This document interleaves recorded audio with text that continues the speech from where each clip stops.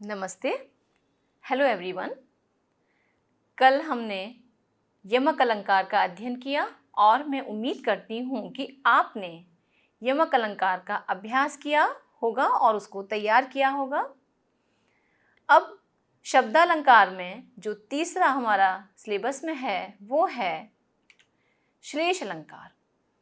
तो आचार्य विश्वनाथ ने श्लेष अलंकार को देखिए कैसे प्रस्तुत किया है। श्लिष्टैः पदैरनेकार्थाभिधाने श्लेष इष्यते। वर्ण प्रत्यय लिंगानां प्रकृत्योः पदयोरपि श्लेषाद् विभक्ति वचन भाषाणाम् अष्टधा च सह। अर्थात श्लिष्ट पदों से अनेक अर्थों का अभिधान होने पर श्लेष अलंकार होता है। देखिए श्लिष्ट, यहाँ पर जो श्लिष्ट शब्द है वो है मिला हुआ, ऐसे मिला हुआ है ना। तो एक पद के दो अर्थ हो सकते हैं। तो वह जैसे हमने देखा कि एक मैं आपको पद बोल के बताती हूँ। हमने कहा हर। जो हर पद है वह हर कैसा है? यदि हम हर शब्द के रूप चलाते हैं तो संबोधन में हर रहेगा, विसर्ग नहीं रहेंगे, संबोधन एक वचन में हर रहेगा। ठीक है। अब हर जो पद है वह हृ धातु लोट लकार मध्यम पुरुष एक वचन में भी हर रहेगा। हरतु हरताम हरंतु हर हरतम हरत। अब देखिए हर पद एक बोला गया लेकिन उसके अर्थ दो हुए। ठीक है। ऐसे ही जो श्लिष्टैः पदै अनेकार्थाभिधाने, तो श्लिष्टैः पदै श्लिष्ट पदों के द्वारा अनेक अर्थों का अभिधान जहां पर होता हो वहां श्लेष अलंकार होता है। अब श्लिष्ट पदों से तो देखिए यहां पर श्लिष्ट पद आपको मैंने एक बताया। आप देखिए वर्ण। अब ये कैसे कैसे हो सकता है? कोई वर्ण भी ऐसा हो सकता है ना। वर्ण प्रत्यय, कुछ प्रत्यय से भी पद बनते हैं, है ना। तो प्रत्यय के आधार पर हो सकता है, लिंग के आधार पर हो सकता है, और प्रकृति, पद, विभक्ति, वचन और भाषा, इनके श्लिष्ट होने के कारण यह जो श्लेष है वह कितने प्रकार का होता है? वह 8 प्रकार का होता है। ठीक है। तो कैसे कैसे देखिए, दोबारा से देखिए। श्लिष्टैः पदै अनेकार्थाभिधाने श्लेष इष्यते। वर्ण प्रत्यय लिंगानां प्रकृत्योः पदयोरपि श्लेषाद् विभक्ति वचन भाषाणाम् अष्टधा च सह। तो श्लिष्ट पदों से अनेक अर्थों का अभिधान होने पर श्लेष अलंकार होता है, और वर्ण प्रत्यय लिंग प्रकृति पद विभक्ति वचन और भाषा, देखिए 8 हो गए।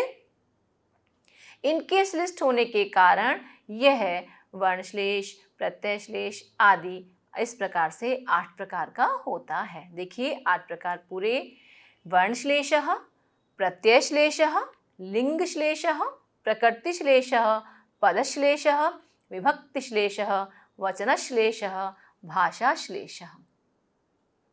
ठीक है। अब देखिए हम इसके जो 8 भेद हैं इनको समझाएंगे वही, लेकिन आपको एग्जाम में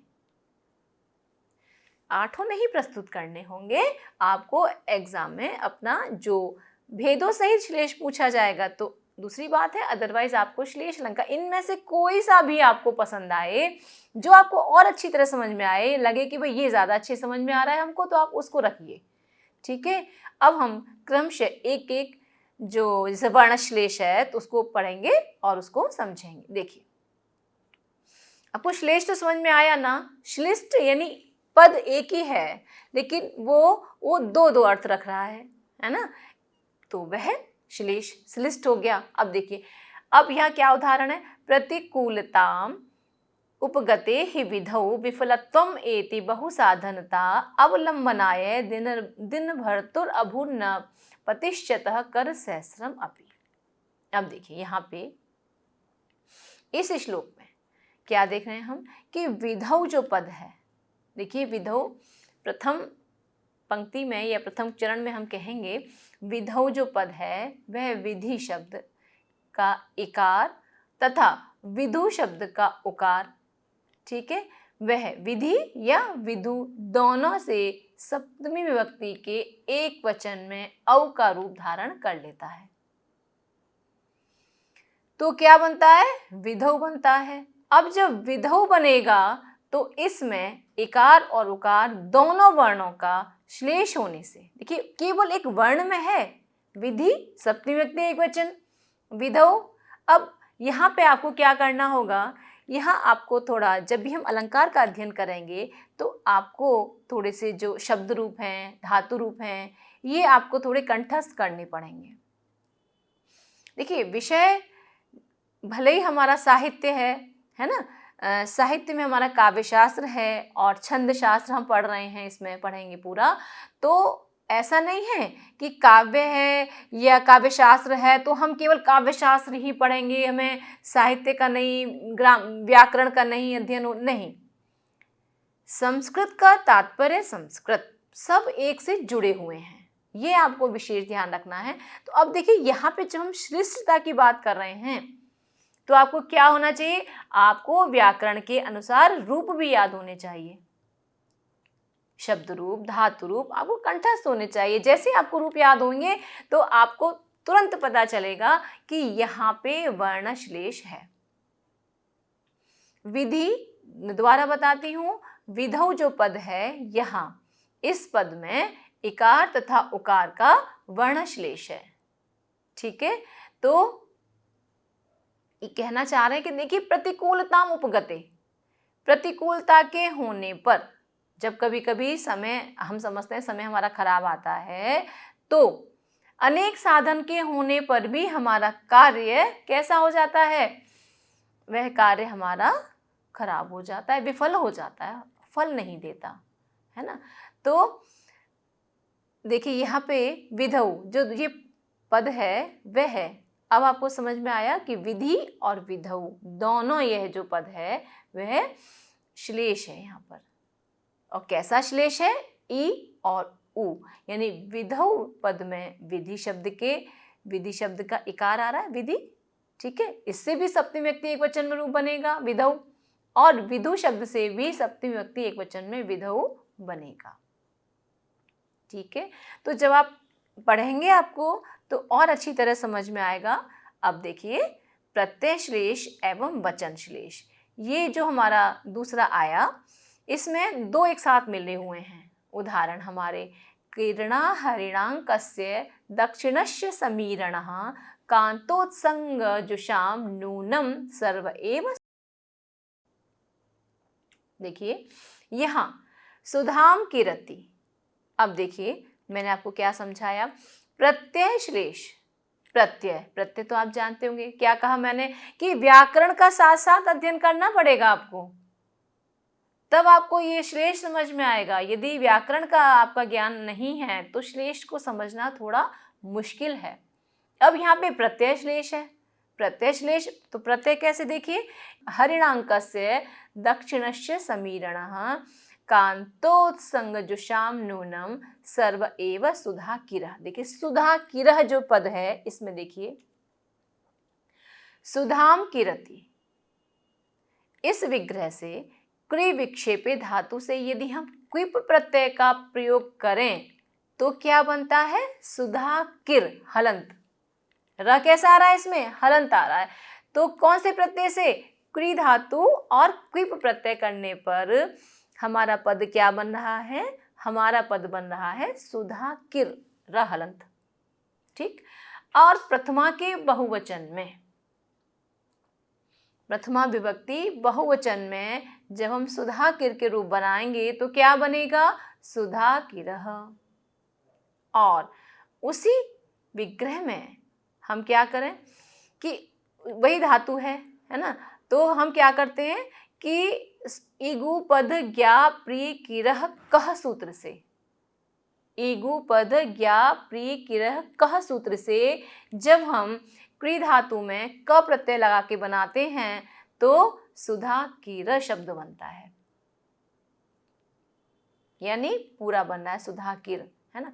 अब जब सुधा कीर बना तो देखिए प्रथमा विभक्ति के एक वचन में बनेगा सुधा कीरह, ठीक है, सुधा कीरह।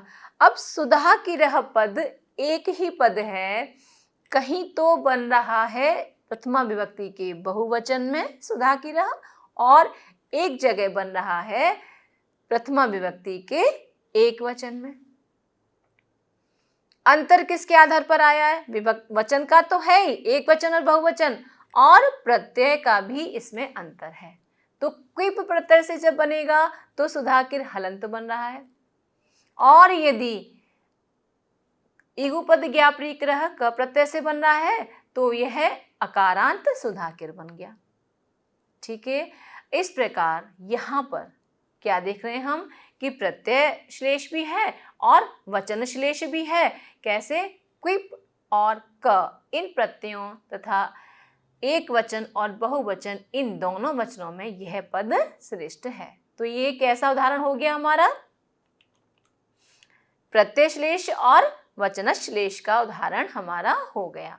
फिर आप स्पष्टीकरण में देंगे, अतः सुधा कीरह में क्विप और क प्रत्यय का श्लेष है एवं बहुवचन एवं एक वचन में रूप होने के कारण यहाँ वचन श्लेष भी है, ठीक है। इसके 8 हैं, तो यहाँ पर एक जो हमारा है ये इसी में शामिल हो गया है। अब हम देखिए अगला देखेंगे, लिंग श्लेष। विकसन नेत्र नीलाब्जे तथा तनव्याम स्तनद्वयी तव दत्ताम सदा मोदम लसत तरल हारिणी। अब देखिए इसमें लसत तरल हारिणी, जो नपुंसक लिंग में ये पद है वह क्या हो रहा है कि वह प्रथमा के द्विवचन में क्या बनना है? देखिए हारिणी, बड़ी की माता, लसत तरल हारिणी। ये जो पद है ना लसत तरल हारिणी, इसमें देखिए कि लसत तरल हारिन नपुंसक लिंग में जब हम इसको बना रहे हैं तो यह प्रथमा के द्विवचन में हारिणी पद सिद्ध हो रहा है, ठीक है। और स्त्रीलिंग में, नपुंसक लिंग में क्या हुआ कि प्रथमा के द्विवचन में हुआ, और स्त्रीलिंग में यह प्रथमा के एक वचन में ही सिद्ध हो रहा है। अब देखिए तो एक ही पद है, लसत तरल हारिणी, पद एक ही है, दो तरह से सिद्ध हो रहा है। कैसे? नपुंसक लिंग में भी सिद्ध हो रहा है और वह आपके स्त्रीलिंग में भी सिद्ध हो रहा है, ठीक है। मैंने आपको क्या बताया कि आप थोड़ा सा इसमें जो रूप हैं वह स्त्रीलिंग, पुल्लिंग, नपुंसक लिंग, इस तरह से रूपों का, आप शब्द रूपों का थोड़ा अध्ययन कीजिए तो आपको श्लेष अलंकार अच्छी तरह से समझ में आएगा। इसी प्रकार देखिए दत्ताम, इस पद्य में एक और पद है दत्ताम, ठीक है। अब देखेंगे हम दत्ताम में आत्मनेय पद में दा धातु से लोट लकार आने पर प्रथम पुरुष के एक वचन में क्या बनेगा? दत्ताम। और परस्मैय पद में क्या बनेगा कि उसी धातु से उसी लकार में उसी पुरुष का कौन सा रूप? द्विवचन में भी दत्ताम रूप बनेगा। यानी परस्मैय पद में दा धातु से लोट लकार के मध्यम पुरुष में एक वचन में के द्विवचन में भी यही, प्रथम पुरुष के द्विवचन में यही बनता है, ठीक है। अब इन दोनों पदों का नपुंसक लिंग द्विवचनांत विकसन नेत्र लीलाब्जे के साथ भी संबंध हो रहा है और स्त्रीलिंग एक वचनांत स्तन द्वय के साथ भी संबंध हो रहा है। इस प्रकार देखिए दोनों से हो रहा है दत्ताम का। देखिए क्या बोला? विकसन नेत्र लीलाब्जे, विकसन नेत्र लीलाब्जे दत्ताम, इसका भी प्रयोग है। और ये हो गया। और दूसरा स्तन द्वयी, स्तन द्वयी के साथ भी इसका संबंध है। तो देखेंगे हम कि यहाँ पर नपुंसक लिंग और स्त्रीलिंग का एवं द्विवचन और एक वचन का श्लेष है। यहां भी देखिए लिंग श्लेष और वचन श्लेष दोनों मिल रहे हैं।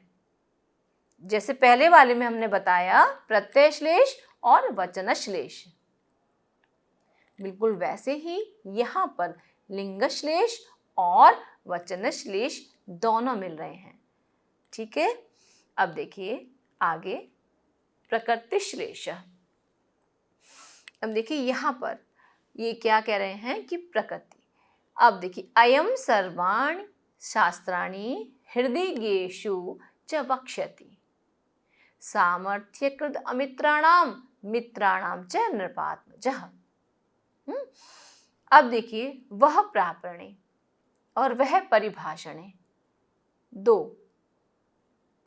वह प्रापणे और वह परिभाषणे, इन दोनों धातुओं से लट लकार में वक्ष्यति रूप बनता है। क्लियर? और डुक्रे करने तथा कृतिच्छेदने, इन दोनों धातुओं से कोई प्रत्यय करने पर कृत शब्द बनता है।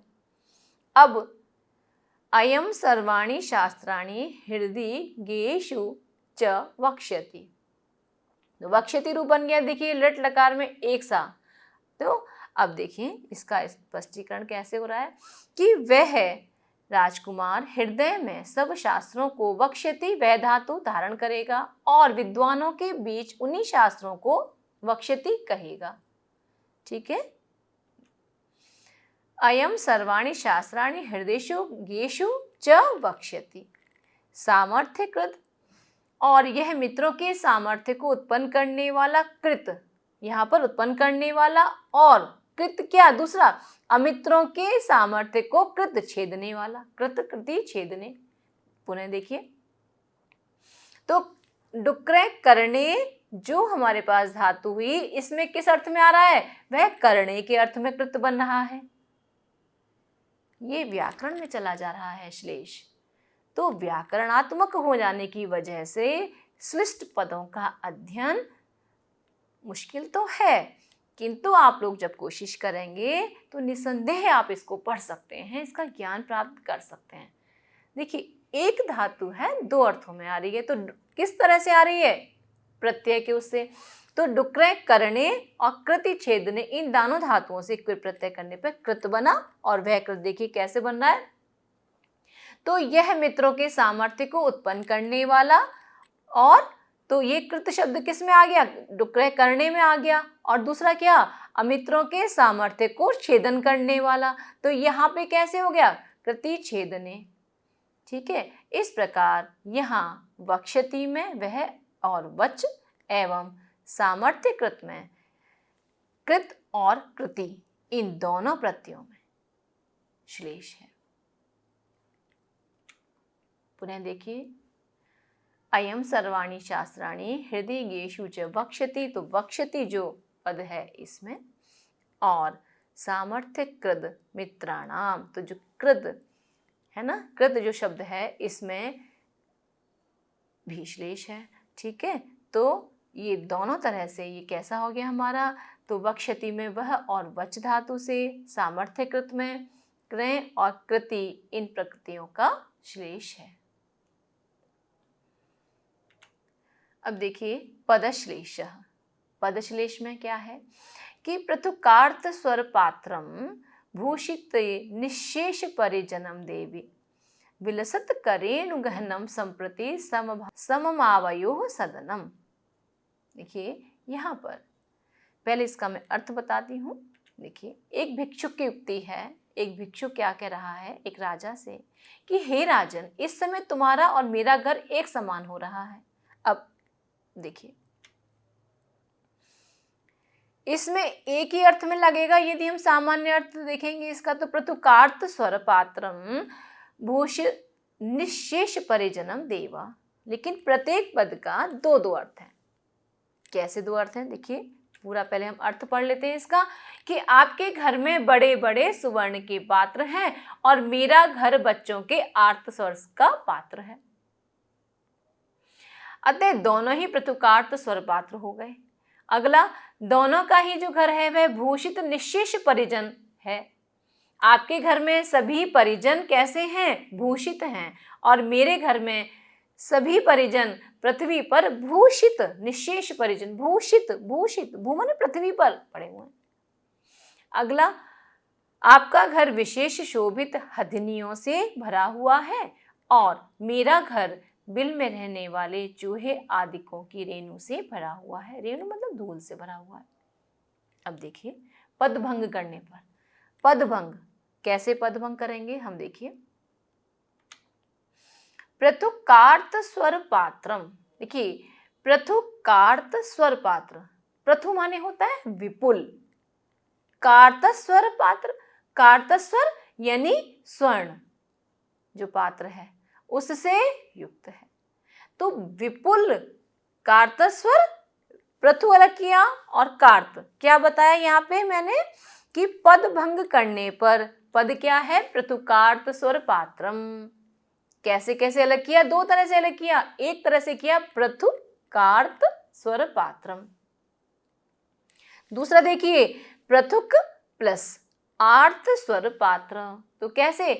पृथुक माने बालकों के, आर्त स्वर, आर्त स्वर यानी जो दुखी होकर रोते ना, कातर ध्वनि, तो वह कातर ध्वनि से पूर्ण है। क्लियर? एक बार देखिए, पृथु प्लस कार्त स्वर पात्र, पृथुक प्लस आर्त स्वर पात्र। ठीक है। अब देखिए दूसरा, भूषित निशेष परिजनम। अब देखिए इसको अलग करें। भूषित, भूषित माने सभी भूषण से, निशेष माने सभी, कोई बचा हुआ नहीं है, सभी, परिजन माने परिजन, तो सभी परिजन भूषण से युक्त हैं। भूषण निशेष परिजनम। और दूसरा भू उषित निशेष परिजनम, भू पृथ्वी पर, उषित लेटे हुए हैं, पड़े हुए हैं, निशेष परिजन सारे परिजन। ठीक है, पद अलग अलग करने पर हो रहा है। विलसत करेणु गहनम, विलसत करेणु गहनम, करेणु कहते हैं हथनियों से, गहनता भरा हुआ है। विलसत सुशोभित हो रहा है, काहे से? हरिणियों, हथनियों की जो गहनता है, अर्थात आपके घर में अनेक हथनियां हैं, सुशोभित हो रही हैं। यहाँ क्या हो रहा है? विलसत क रेणु गहनम। देखिए अलग अलग हो गया, विलसत क रेणु गहनम। अब विलसत का बिल में रहने वाले चूहे आदियों की रेणु, रेणु माने मिट्टी से भरा है। तो कैसा हो गया? संप्रति माने इस समय, समम माने है आवयोः सदनम, हम दोनों का, सदन माने घर, तो हम दोनों का घर इस समय एक ही तरह से है। कैसे एक तरह से है कि देखिए, तो ये आवयोः सदनम, हम दोनों का घर, यहाँ देखिए एक एक पद में श्लेष है, प्रत्येक पद दो अर्थों को बता रहा है। कब बता रहा है दो अर्थों को? जब हम उसमें पद भंग कर रहे हैं और विभक्ति अलग तरह से कर रहे हैं, समास अलग कर रहे हैं, तभी ना हो पा रहा है। इस तरह से ये दोबारा से देखेंगे हम। यहाँ पर पद भंग करने पर और विभक्ति और समास भिन्न होने से यहाँ पदश्लेष है। ठीक है, अगला हम देखेंगे विभक्ति श्लेष। विभक्ति श्लेष, सर्वस्वम हर सर्वस्य, सर्वस्वम हर सर्वस्व, त्वं भवच्छेद तत्पर, नयोपकार सामुख्यम आयासी तनुवर्तनम। क्या कह रहे हैं कि किसी, देखिए यहाँ पर एक पकड़े गए डाकू ने शिव मंदिर के पास खड़े थे, शिव मंदिर के पास खड़े होके एक बात कही। किससे? अपने पुत्र से पढ़ी, पुत्र को देख करके एक बात कही, तो शिव की स्तुति भी निकल रही है इससे और उनके पुत्र को उपदेश भी निकल रहा है, अपने पुत्र को कह भी रहे हैं। क्या कह रहे हैं कि अब पहले हम इसको शिव के पक्ष में देखेंगे। अब देखिए, सर्वस्वम हर, सर्वस्व, सर्वस्व, तुम सबके सर्वस्व हो। कौन? हर, हर को जब हम संबोधन कर रहे हैं, हे हर, संबोधन वाचक चिन्ह लगा रहे हैं हम, हे हर तुम सबके सब कुछ हो। सर्वस्व, सर्वस्वम सर्वस्व, सबके सब कुछ हो त्वम। भवच्छेद तत्परः, और क्या हो, भवेच्छेद, तुम सबके जो संसार है, संसार के छेदन करने में तत्पर हो। भवच्छेद तत्परः, तुम भव, भव माने संसार, ठीक है, तो तुम संसार के छेदन करने में तत्पर हो। नयोपकार सामुख्यम आयासी तनु वर्तनम, नय और उपकार, तुम कैसे हो, नय नीति, उपकार उपकार के, सामुख्यम आयासी तो सामुख्य कराने वाली शरीर वृत्ति को प्राप्त हो। ठीक है, तो नय और उपकार का सामुख्य करने वाली शरीर वृत्ति को प्राप्त हो, है ना।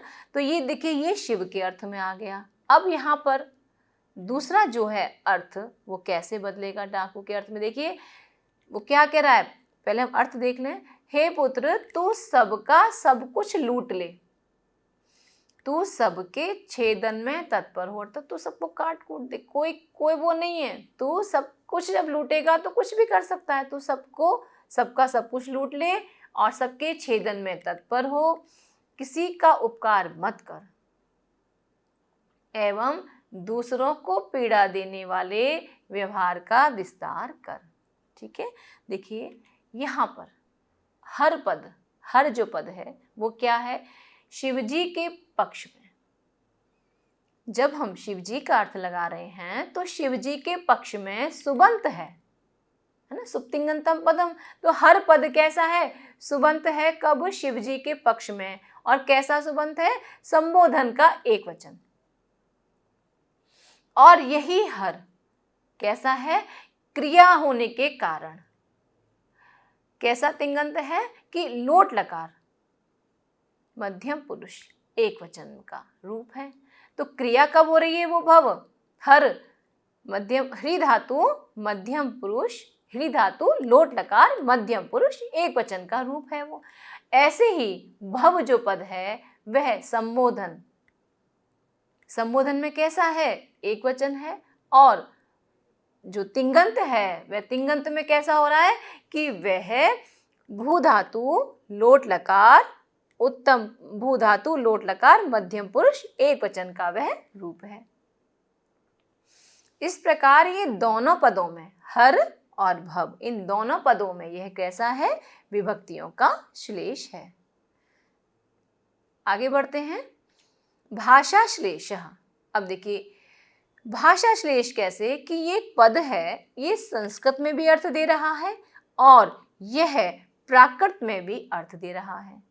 ठीक है, तो हम इसको संस्कृत के हिसाब से अर्थ पढ़ेंगे तो संस्कृत में है ये, और यदि हम इसको पदों को अलग अलग करके लिखेंगे तो ये किस में चला जाएगा, ये प्राकृत में चला जाएगा। ठीक है, अब देखिए पहले हम संस्कृत अर्थ करते हैं कि महदे सुर संधम में तमव समासंगम आगम हारणे हर बहुशरणम तम चित्त मोहम अवसर उमे सहसा।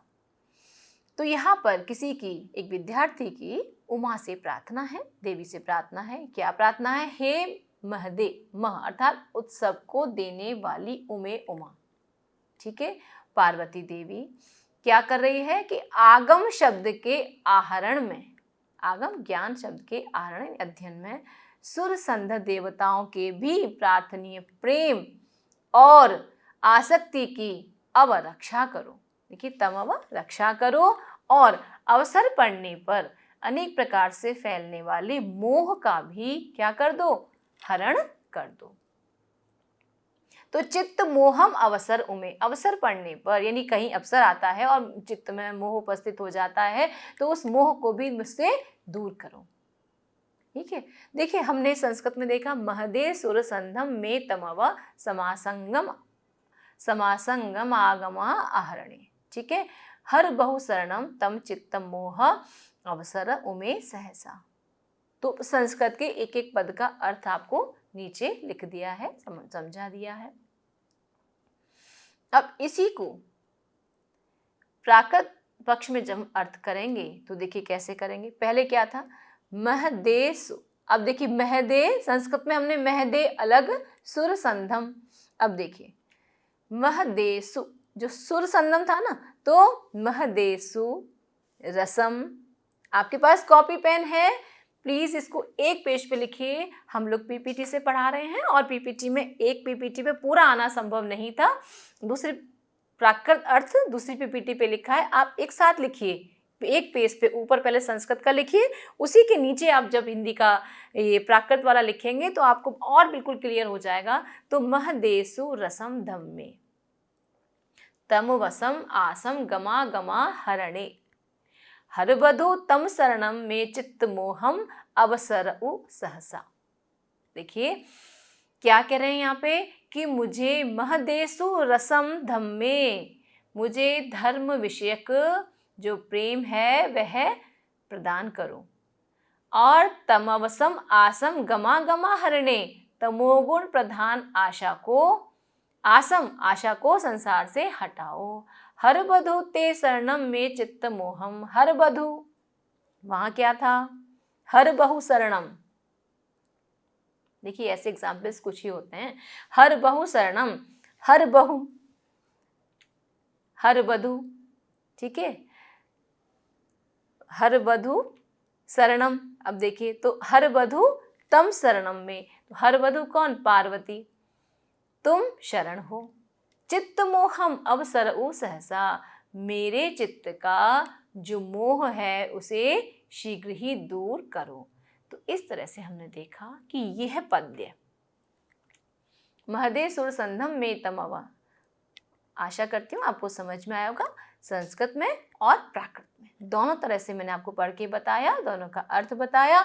तो इसका जो स्पष्टीकरण होगा वो क्या होगा कि इस प्रकार यह पद्य संस्कृत एवं प्राकृत दोनों भाषा में पढ़े जाने से यहाँ भाषा श्लेष अलंकार है। तो देखिए आपको मैंने अभी 8 प्रकार के श्लेष समझाए हैं। आप चाहें तो 4, 5 तैयार कर लीजिए, 2 कर लीजिए, 6 कर लीजिए, आपको जो भी अच्छा लगे आप उसको तैयार करिए, लिखिए पूरा पूरा, और जो स्पष्ट रूप से समझ में आए लिखने के बाद, तैयारी करने के बाद, उसको एग्जाम में लिखिए। ठीक है। अब हमने श्लेष के अन्य 3 भेद भी कहे जाते हैं। कैसे कि पुनस्रिधा सभंगो अभंगस तद उभयात्मकः। अब कैसे कि ये श्लेष के पुनः 3 भेद जो हैं वो कैसे हैं, सभंग श्लेष, अभंग श्लेष और उभयात्मकः, यानी सभंगाभंग श्लेषः। तो ये अन्य 3 जो भेद हैं तो कौन कौन से, पुनः एक बार बोलिए, मेरे साथ कोशिश कीजिए बोलने की। सभंग श्लेषः, अभंग श्लेषः और सभंगाभंग श्लेषः। ठीक है। ये तीनों भेद जो हैं यथासंभव जो हमने पहले 8 भेद बताए हैं उन्हीं के अंतर्भूत हो जाते हैं। ठीक है। तो अलग से इनको यहाँ पर व्याख्या करेंगे तो इनकी भी अलग से हम विशेष व्याख्या कर सकते हैं, परंतु हमारा विस्तार भय हो जाएगा श्लेष का। आपको एक लक्षण, उदाहरण, स्पष्टीकरण देना है। फिर भी हमने 8 भेद आपको समझाए हैं, आप इसके आधार पर इसमें से अटेम्प्ट कीजिए, याद कीजिए। अब देखिए एक उदाहरण श्लेष का महाकवि घनश्याम ने एक डमरुक नामक रचना लिखी, उसमें बहुत ही सुंदर उदाहरण ये है। तो मुझे लगा कि एक पुस्तक से हटके एक उदाहरण आपको दे दूं। देखिए ये जो उदाहरण है इसमें एक पंक्ति स्पष्ट कही गई है। क्या स्पष्ट कही गई है कि राम ने रावण को मारा, ये अर्थ है इसका। अब राम ने रावण को मारा कैसे, देखिए कैसे किन किन पदों का प्रयोग करके, श्लिष्ट पदों का प्रयोग करके ये अर्थ बनाया गया है। देखिए भूपति प्राक सुशिरोधि कृष्ण केयूर साष्टपद सिंह जुष्टः स्वपुत्र मात्रे युधि संजहार चारुण जित पूर्वज जिष्णु तातम। अब देखिए भूपति, ऐसे तो भूपति लग रहा है, लेकिन क्या कि भूपति, भू पृथ्वी से भू उत्पन्न होने वाली के पति कौन, सीता, भूपति। ठीक है। प्राक ने सुशिरोधि यानी सुग्रीव, कृष्णः नील, केयूरः अंगद, साष्टपद सिंह जुष्टः सिंह के समान बलवान, केसरी और सेनापति के साथ मिलकर क्या स्वपुत्र मात्रे अपने पुत्र की माता के लिए, चारुण जित पूर्वज चारुण को जीत लेने वाले के, कौन चारुण को किसने जीता था? कृष्ण ने। तो चारुण जित पूर्वज चारुण को जीत लेने वाले कृष्ण के अग्रज अर्थात इंद्र को, पूर्वज जिष्णु तातम, जिष्णु माने जीतने वाले, तो इंद्र को जीतने वाले कौन था? इंद्रजीत था। इंद्रजीत का दूसरा नाम क्या है? मेघनाथ है। के तातम, जिष्णु तातम अर्थात उसके तातम उसके पिता को क्या किया? युद्धि माने युद्ध में, संजहार माने मारा। कितना खूबसूरत ये श्लिष्ट पदों का प्रयोग करने से ये पद्य अत्यंत सुंदर जान पड़ा है। देखिए, भूपति ही प्राक सुशिरोधि, ये उससे अलग है, पुस्तक में नहीं है। मैंने आपको बताया महाकवि घनश्याम ने डमरुक एक रचना लिखी है, उनके पुस्तक से यह लिया गया है। इसमें एक नहीं अनेक उदाहरण हैं ऐसे श्लिष्ट पदों के, किंतु यहाँ समय की सीमा है, विस्तार भय का भी है हमें कि कहीं बहुत ज़्यादा विस्तृत ना हो जाए। तो चूँकि आपने श्लेष के सारे उदाहरण पढ़े, तो एक उदाहरण मैंने आपको स्पष्ट किया कि देखिए कैसे कैसे एक एक पद में कैसे श्लिष्ट है। तो भूपति राजा, तो कौन? सीता के पति रामचंद्र ने किसके साथ? सुग्रीव, नील, अंगद के समान बलवान, सिंह के समान बलवान केसरी सेनापति के साथ मिलकर अपने पुत्र की माता के लिए, चारुण को जीत लेने वाले कृष्ण के अग्रज इंद्र को जीतने वाले इंद्रजीत के पिता को युद्ध में अर्थात रावण को युद्ध में मारा। तो ये हमारा हुआ श्लेष अलंकार। पूरे श्लेष के भेदों के साथ आपको मैंने ये समझाया है और मैं उम्मीद करती हूँ कि आपको समझ में आएगा। आप हो सकता है आपको ये लेक्चर एक दो बार देखना पड़े, क्योंकि श्लिष्ट पदों का अध्ययन है, इसके साथ साथ व्याकरण का पूरा ज्ञान आ रहा है, कैसे विभक्ति है, कैसे समास विग्रह कर रहे हैं, कैसे पद भंग कर रहे हैं, तो कैसे हम सुबंत तिंगंत विभक्तियों का पदों का प्रयोग कर रहे हैं। इसीलिए ये थोड़ा क्लिष्ट तो है, श्लिष्ट है, थोड़ा क्लिष्ट है, परंतु आप अध्ययन कीजिए, 2-3 बार पढ़ने से ही आपको समझ में आएगा। और इस तरह से आपको आज श्लेष अलंकार भी पूरा हुआ। धन्यवाद।